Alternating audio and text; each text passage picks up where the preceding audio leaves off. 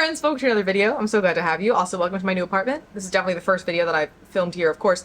I mentioned some videos back that I wanted to read John Green's Everything is Tuberculosis, both because I was interested and it pertains to my field, but also because it would probably elicit something interesting for us to talk about, and I was right.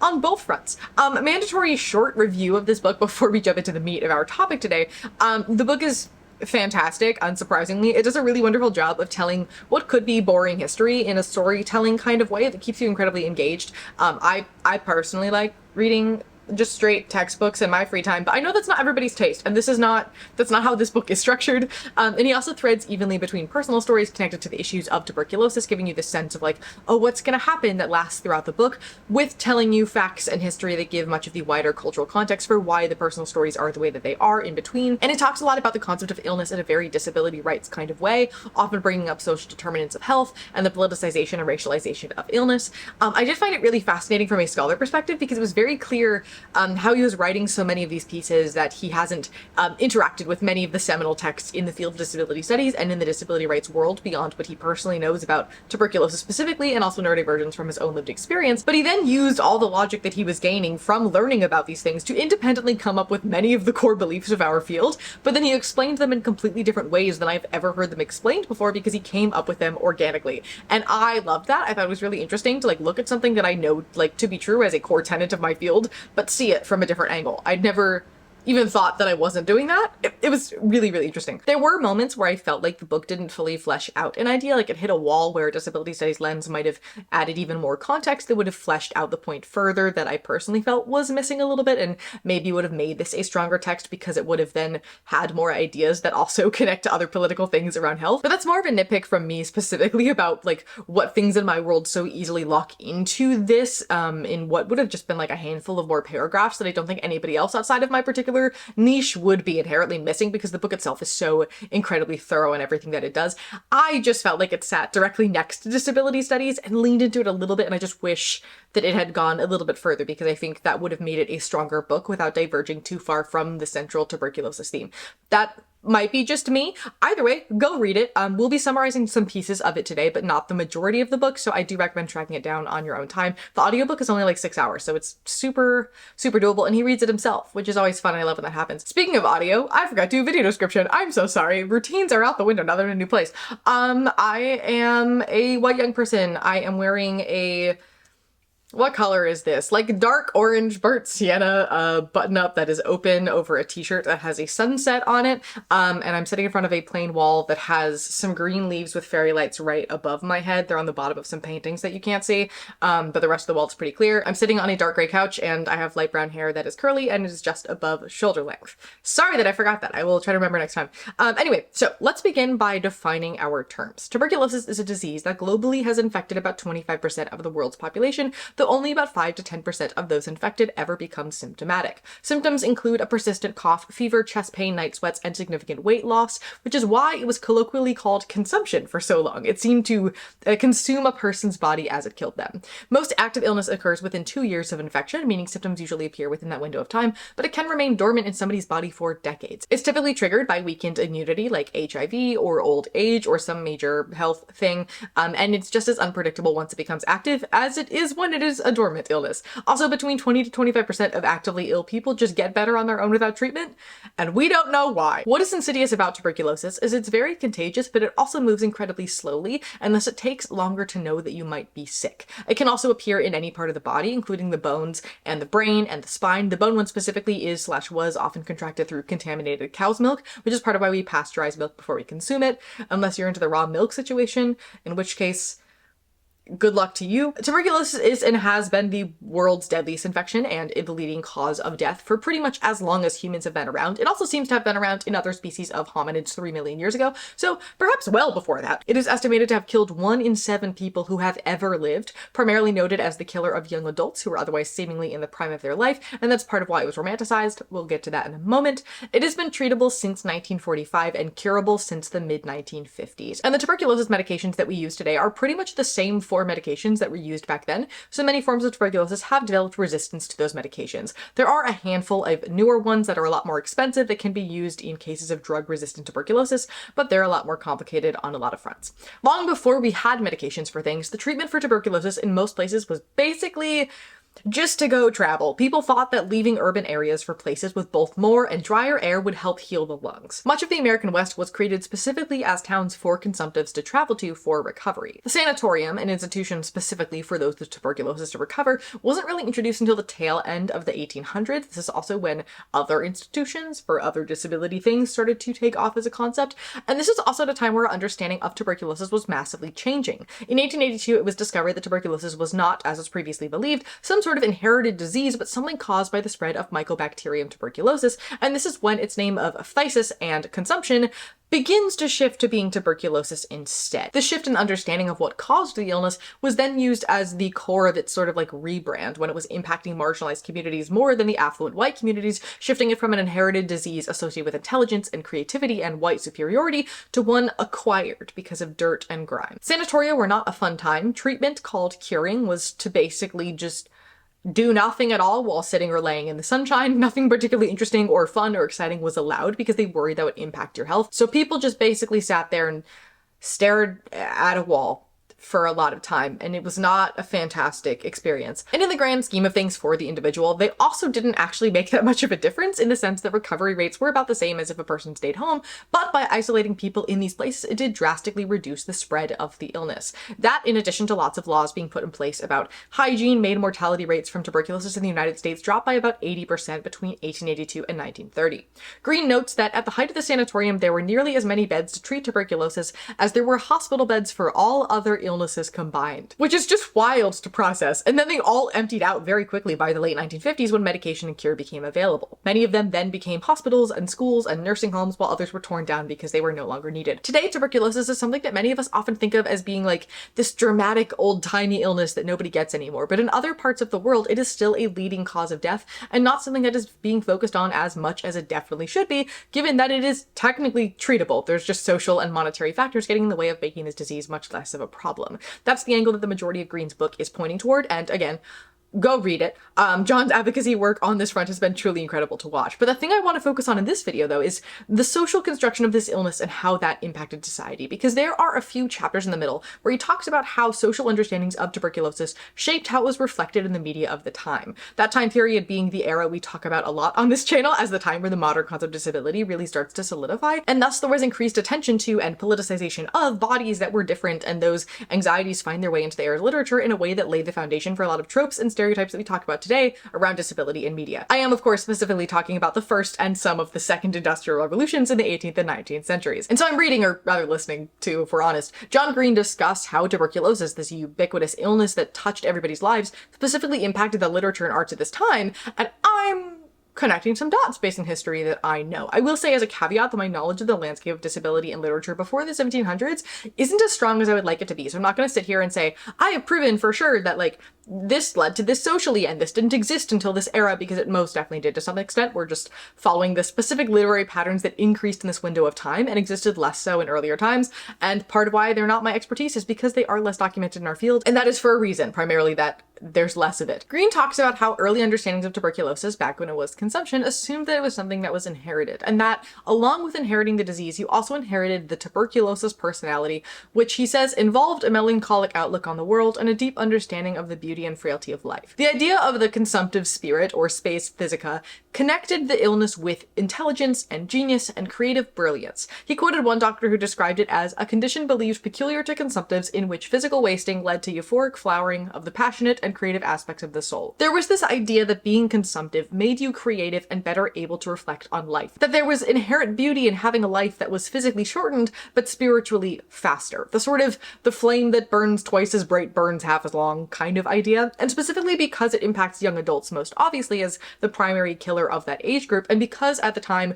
there was this idea that it only impacted those who were intelligent and white and higher class, it became intrinsically linked to the arts. There was this assumption that the combined inheritance of the personality and the disease sort of made you a creative destined for greatness. I will note that this was only the case for a certain class of those infected with tuberculosis. Like any other disability, unemployment and destitution and ostracization were also very much issues as well. This is mostly just talking about how like the upper classes were discussing it and subsequently how the media discussed it as well, because they're the ones who controlled most of the media. This was also reflected on a lot more in consumptive men who were otherwise not seen as sensitive, reflective souls outside of this illness than with women who were more expected to be that way, though the spes phthisica phenomenon very much was acknowledged across the gender binary. This romanticization also sharply declined once it became understood as being a contractable illness and became seen as something more common in lower class racialized populations rather than an inherited disease of white superiority as it had been previously viewed. But anyway, back to our main point. John Green specifically quoted a London magazine in 1825 that noted a linkage between quick decay and premature death, as well as the fact that these ideas were around in the early 20th century, with concerns from physicians that the decline of tuberculosis was going to harm the quality of American literature. And that sounds crazy, but it's also not unlike the more modern day concern that like helping to improve mental illness is going to harm artistic output. So it's not like that whole thought process is something we left in the past. But when we think about stigma as a concept, we usually think about it being like, oh, that person has that thing, so they're a bad person and they should be avoided sort of situation. We don't often associate stigma with positive stigma because, well, we assume it's positive. So it's fine. In the way that we say mental illness is what makes somebody a great artist, and so they then become afraid to get better because they think they won't be able to do art without it. Or in turning like autism into some sort of cutesy, quirky personality trait so we don't have to process it as being a genuine disability. In either direction, stigma is a way people feel like they have control over something that is uncontrollable, like disability, whether it's positive or negative, as a way to say like, well, at least they're like that and I'm not like that, so I won't ever have to deal with what they're dealing with. Just like we try to find fault in why somebody becomes disabled or develops cancer to make us feel more in control over it. And that is much the same here. Tuberculosis was just too common to be able to go, oh, that person who's sick has a problem and should be quarantined and avoided. And so it ended up teetering more into the romanticization side of it. How sadly beautiful it is that they're wasting away, and oh, look at what lovely creative things these people made. That's why they're in this other class of people who was meant to suffer for the sake of beautiful art. All these things people use to process what was happening and try to make sense of it. Imagining someone as more than human does much the same work as imagining them as less than human. Either way, the ill are treated as fundamentally other because the social order is frightened by what their frailty reveals about everyone else's. Now, to pivot for a moment to general disability in media from this time, we often talk on this channel about how the mid to late 1800s are the time that capitalism as we know it today was beginning to solidify itself, which required the categorization of people as those who could work and should work, and those who could not work and needed social supports. This was first codified in England as a concept all the way back in 1601, which is when we really start to talk about the initial creation of the disability category and the term disabled being used toward people. But in 1834, there was a new poor law enacted that reconfigured these rules and was a lot more specific as the rise of industrialization required it. And so suddenly there is now this group of people who are no longer seen as fit enough to be efficient workers that you need to do something with. At the same time, industrialization was also deeply dangerous, both in the crowding of living spaces that created lots of illnesses and issues, but also the lack of safety measures in workplaces, both of which created even more disability. With the rise of capitalism also comes the rise of expected conformity. You're either in the regular people group who are efficient and good at capitalism, or you're not. We see the rise of the traditional freak show, specifically preying on and profiting off of this feeling of wanting to fit in, as well as the scientific innovations that ultimately led to the rise of eugenics and medicalization of disability in the early 1900s. And so this led to a lot of anxiety around change and around difference and around disability, which is reflected a lot in the literature of this time. Just off the top of my head, we have talked about this on my channel with Hunchback, A Christmas Carol. It's also present in Dickens' Nicholas Nickleby as well, Sweeney Todd, and the vast majority of the Gothic literature genre that then was later reflected in very early cinema as well and completely changed how we show things on screen. This time period comes up a lot when we talk about our modern views of disability and how they were created, and then specific tropes around those things were entrenched in the literature at this time that then stretched out into today. If we then start to look at the tropes we get of disability at this time, there are basically two overarching ones. The angry villain, think like Captain Ahab from Moby Dick, and the sensitive wholly innocent, think your Tiny Tim, though we sort of debunked that in my Christmas Carol video. When you expand out the category of the sensitive wholly innocent, it usually requires the disabled character to be hyper-intelligent, precocious for their age, often young, often spiritual and closer to God, perhaps reflecting on existential things that are far outside what you would expect from somebody of that age group. They're often frail and weak and notably almost non-existent as a person because of how thin and ill and wasting away they are. And once you start to look at that trope through the lens of how tuberculosis was understood and processed by the general public during the same time period, is that not just the description of space physica, right? For me, that last piece we talked about earlier about how understandings of the illness changed is really important as a missing link here, because this trope in literature very quickly expands out beyond tuberculosis to cover all general chronic ailment and just sort of leaves tuberculosis behind pretty quickly. But specifically when I'm thinking about early 1900s literature, which is around the time when our cultural understanding of this illness completely changed and then it started to pivot to be more racialized, you start to notice a pattern of this trope staying specific to white characters who are ill and not really connecting to tuberculosis anymore. It completely detaches from that. I never made the connection between those two things, because to me, everything I've read that has included these set of tropes in the early disability canon is some other disability or otherwise ailment. And again, I feel a bit odd being so certain about the shift because, of course, I haven't read every single disabled book to ever exist, especially from this era. But based on what I know from what I've read and how my field covers literature of this time period, it seems like this is a thing we previously saw as the tuberculosis personality in cultural and media spread out to cover every white disabled person under the saintly innocent side of the disability trope umbrella, and then completely ignore where it initially came from because the cultural view of the illness shifted so much. So going back to this idea of stigma and how it helps us process something difficult and confusing that feels out of our control, if the vast majority of disability people are interacting with on a daily basis, both in person and in their media, is tuberculosis in this era, the narrative associated with it that everybody uses to process it is going to be how they conceptualize all disability more generally, at least anything in the illness sense. They might look at, say, deafness or limb difference differently. But even tuberculosis aside, the vast majority of disability people were seeing at this time, especially in the upper classes, who were primarily, again, in charge of the media at the time, that were less likely to see factory injuries caused by industrialization, so it was in the chronic illness category. I don't know how much time you spent learning about random historical figures, but he was sickly, or she often had to take weeks off to rest, or he spent his entire childhood bedbound,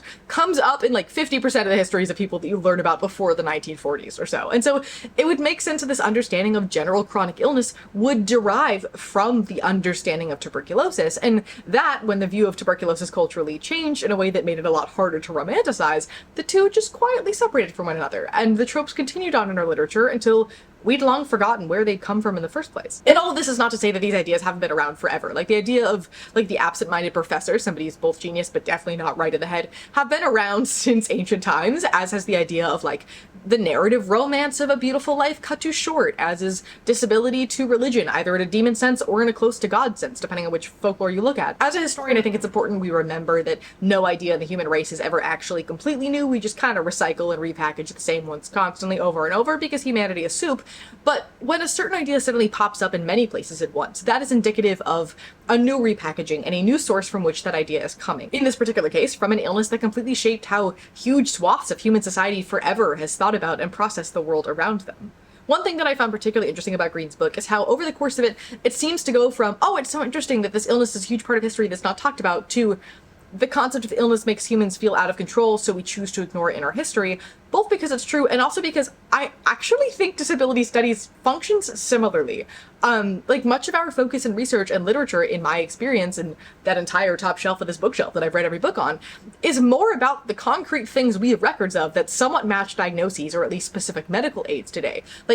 We may not know why somebody used a cane or a back brace back then, but we have those now, so it's definitely disability and we're sure of it, so we talk about it. We know that historical records of blindness and deafness are disability. But when we start getting into the weeds of the disabilities that understanding has changed significantly around in the modernization of medicine, we tend to not talk about them as much, especially when we're talking about chronic illness, right? Oh, were they just sick and then it took them a long time to recover because that's how illness worked back then? Or was that disability? Was that a chronic illness? That becomes a complicated conversation. Any form of madness in any century has always been a scavenger hunt, even in the last 2 decades, so that doesn't entirely count here in this discussion. But I often find that the concrete texts I read relate to somebody having something diagnosable then that has some equivalent today, even if it has changed or it relates to the medical aids that we use. The chronic illnesses, the things that are harder to diagnose and understand, which just kind of tend to get left behind. And I don't feel like in our field it's for the same reasons as concern about control that we see from the more general history, but perhaps more that it's hard to truly source or hypothesize about what could be happening in these cases because symptoms tend to be so vague. And also because the chronic illness side of disability, along with madness and mental disability, is a more recent addition to the colloquial understanding of what disability is, and so the literature still needs some time to catch up. But also we're gonna have a hard time doing that with tuberculosis specifically because expansions of disability in the literature tend to come from people with lived experience of that particular illness, which is significantly less likely in this particular case. But acknowledging all of that, it's very interesting to me that in all of the readings I have done, in all of the textbooks that I have trudged through, this is the first time I've really engaged with tuberculosis beyond the occasional question about it for a specific analysis. I think Tiny Tim and the Roosevelt family are the only two times in the last 5 years I've ever had to look into it. I wish that I could have written this video about all of the literature that's out there to talk about this connection between the literary trope of disability and tuberculosis, but beyond a 2018 book, I wasn't really able to track much down beyond maybe 2 papers that mention it in passing. For something that is such a huge part of why the world is the way that it is, this seems like a fairly massive oversight in our field, and also makes me wonder about other illnesses we regard as being more historical because of how deeply common to a traumatic degree they were, such as cholera or typhoid or polio, and whether those two are pushed to the side in our literature, and it's not something that I've majorly picked up on as being an omission because they're no longer so much a part of our culture, but at the time would have been such a clear reference to people reading a certain thing that it was a reference to that, right? Often my response to claims that disability history is never talked about or documented is that it is just in certain places and pockets, and you have to get very good at sleuthing and reading between the lines to be able to find it. And this was my first time really realizing how much is just actually missing altogether. Anyway, ironically, I do think one of his goals was to say, hey, we're ignoring a lot of human history and current human suffering by ignoring this illness. And even as somebody who lives in this history and thus expected to not be majorly impacted by that message, it got me, just with a completely different version of the same idea that has completely changed how I view my own field. But we're going to pause on the existential crisis and we're going to wrap this up. I hope that you learned something today, or it made you think about something new. Let me know your thoughts below on the specific topic, but also your thoughts on this book if you read it. And if there's anything else with a similar vibe about illness I should go check out, because this was really cool and there's a hole in my field, I want to fill it.